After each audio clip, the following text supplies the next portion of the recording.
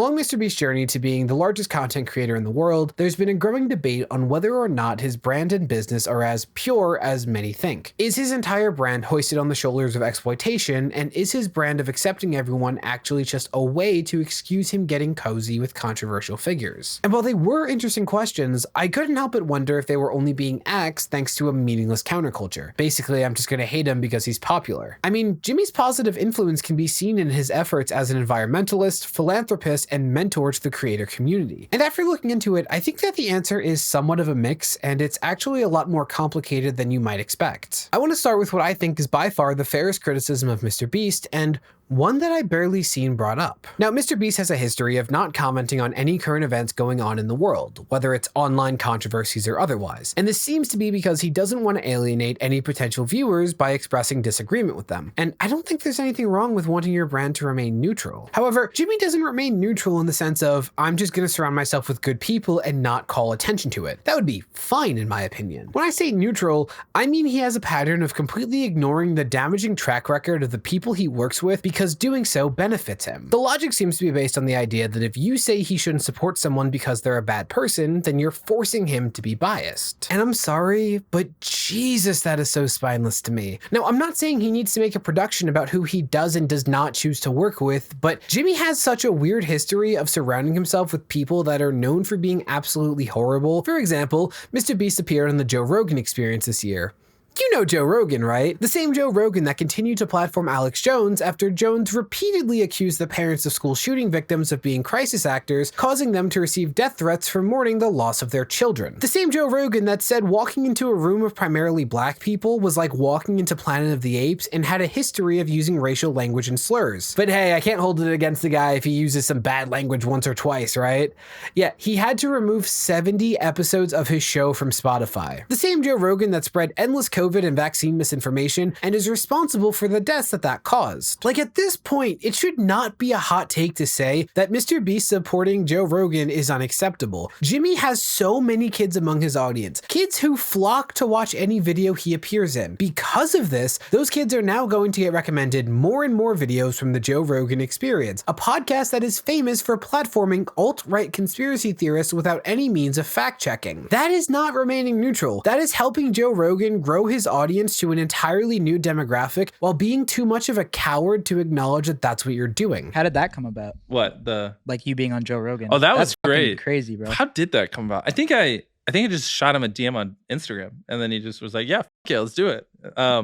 No, he was really cool, really down to earth. I had a lot of fun, and I like how he just, objectively just wants to learn. Like, that Joe Rogan podcast, by the way, was crazy for us, and it actually did a lot for us. And then there's Ted Cruz. Ted Cruz openly opposes marriage equality. He used an elementary school shooting in order to promote Christianity. He's also a climate change denier who has received millions from oil, gas, and coal interests, which directly conflict with Jimmy's environmental efforts. Anyway, here's MrBeast just casually playing poker with Ted Cruz at a widely broadcasted event. Now, I'm not saying that Jimmy needs to speak out against Joe Rogan, Ted Cruz, or anyone else with even a peep. I am not entitled to him doing anything with his platform, but someone with his influence is more than able to decide, I don't want to support platforming Ted Cruz, so I'm just going to quietly not go or reschedule to when Ted Cruz isn't in the building. Because you know why Ted Cruz was at this event? Politicians across the spectrum love making a show of their non-political interests because it makes them more likable to people unaware of the horrible things they've done. And before you say that Jimmy might not have had the power to do anything about it, despite not being in 75% of the upload, Jimmy is the only person named in the title and is the focus of the thumbnail, because MrBeast possessed unimaginable power in the world of online media. He very easily could have rescheduled or known in advance who was going to be there if he somehow didn't. He very easily could have just not gone on the Joe Rogan Experience. And I'm not saying that everyone within a 10-foot radius of Jimmy at any given moment have to be saints, but Joe Rogan and Ted Cruz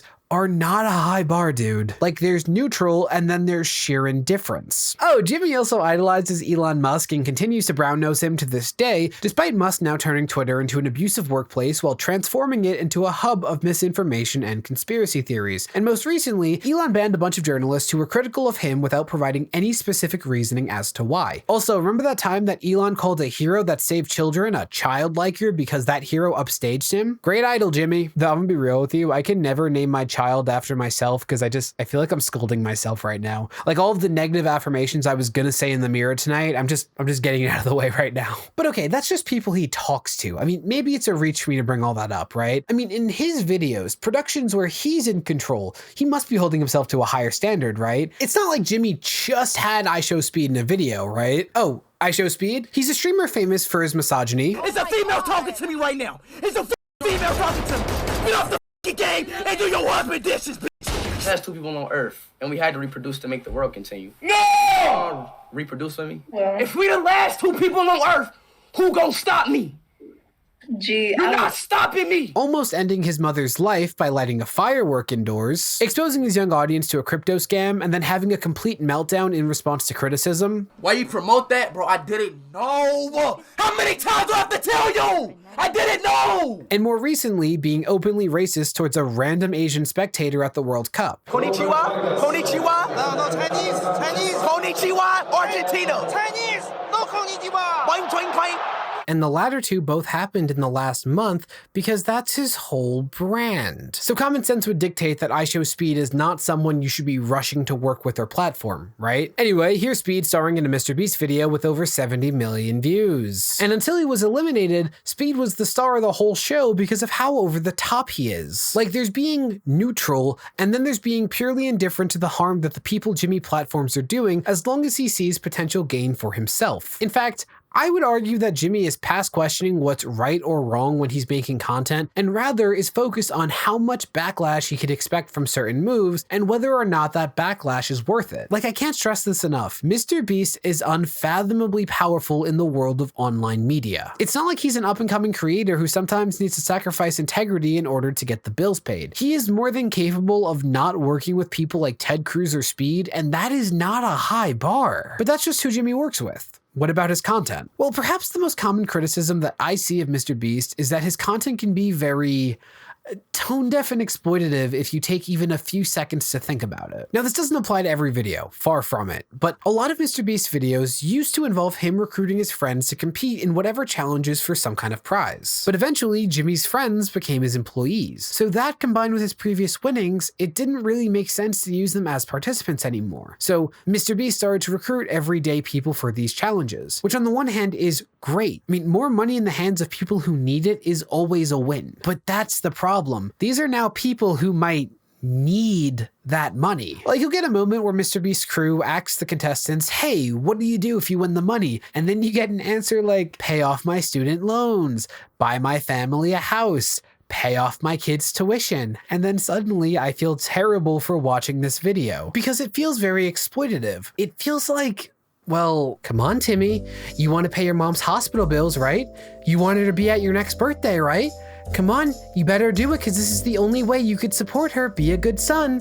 Dance, monkey, dance. And most contestants go home empty-handed, meaning all of that was for nothing. Now, the participants are mostly consenting adults, so I'm not going to sit here and state that it's unethical because free will is cool, but it has given me a bad taste in the past, even though I generally enjoy Jimmy's content, and I can't blame anyone for thinking it's exploitative. For example, in one MrBeast video, a father was separated from his family for months, and he only got to see them once during that time. Daddy.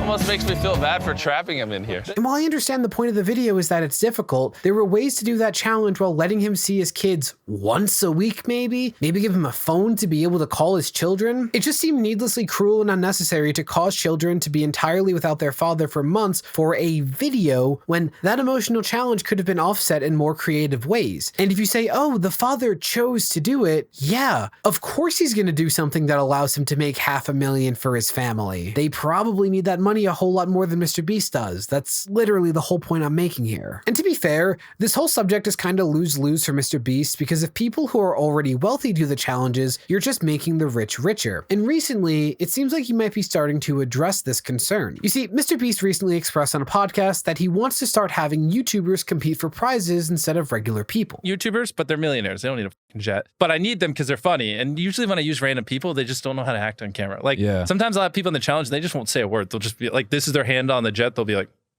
for 20 hours. No, he says that this is because they have a better on-camera presence than a random person, but I do think this is him silently addressing this criticism. He also added that the creators he would invite wouldn't need the money he gives away, so they would have to give their winnings to someone else. And I will say, the first crack at this format that I saw was very irresponsibly handled. See, he got the YouTubers together, and then Jimmy asked them who they would give their winnings to, and almost all of them said their immediate family. Who is getting this jet? I think it's just gonna have to be my mum. I'm gonna split it between my brother and my sister. So let me make sure I have this straight. These are people who MrBeast himself acknowledges have amassed great wealth, and while they can't keep the winnings because of that, they can still keep it in their family when they already have more than enough wealth to share with their families if that is something that these creators want to do. I think if MrBeast is going to start committing to this format, it's a step in the right direction, but it needs a stipulation that the winnings are given to a person that wasn't already benefiting from these people's wealth. Or not, it's his show, but then people shouldn't be acting like this isn't serving to make the rich richer. Now I want to say a few things in defense of MrBeast. A lot, and I would go so far as to say most criticism of Jimmy that I've seen absolutely comes off as hating him because he's popular, and oftentimes their opinions based on only half of the story. For example, there was a video where Jimmy was paying a guy for every day he stays in a room. Now the backlash was due to the known risks associated with solitary confinement, but I found this criticism weak as Jimmy never actually subjected the guy to solitary confinement, as demonstrated by all the precautions that were taken in order to make this video more ethical. The participant was guaranteed some kind of payout, which is a way less exploitative format in my opinion. He could also leave at any time. He was provided with social interaction pretty much daily. He had access to a doctor that would check in with him if he ever wasn't feeling well. He was served high quality and nutritious food, and he was given dozens of forms of stimulation. And while yes, one form of stimulation was taken daily, he was able to prioritize which piece of entertainment he was willing to part with. It's not like MrBeast saw him enjoying the guitar and ripped that from his hands first. And that kind of criticism is a huge portion of what Jimmy is usually receiving, where it feels like people are looking for reasons to be mad at his newest video rather than naturally making observations and voicing them. It's actually pretty rare that people criticize his ongoing behavior, which I think is a way bigger deal. And by the way, I haven't gone into any of the mistakes he made as a teenager or even a few years ago. Everything I talked about is ongoing. Now I've come on here and said that I think certain creators are a net negative on the world, such as iShowSpeed or Andrew Tate. To be clear, I do not think that category applies to MrBeast at all. I think when you look at his environmental efforts, his philanthropy,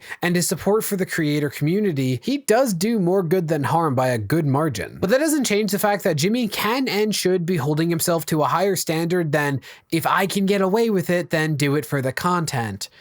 That's also the path David Dobrik went down, just saying. You cannot platform and support people that are famous for dehumanizing marginalized groups and spreading disinformation and be considered neutral. While I appreciate that MrBeast's content constantly raises the bar while addressing concerns about ethics, it's past time for Jimmy to stop feigning ignorance when it comes to the people he chooses to associate with. The problem with presenting himself as a genius of social media is that it is painfully clear that all he's trying to accomplish with who he works with is plausible deniability. That said, I can't wait for Jimmy's next collaboration. I mean, MrBeast in Fortnite was already huge, but he just announced that he's working on a whole album with Kanye himself. When asked by reporters why he's working with Kanye given recent events, Jimmy responded by asking them not to ask such negative questions and just write a positive story about him instead. Yeah, he's really done that. But hey, it's not like him working with Kanye is unethical because he's just remaining neutral, right?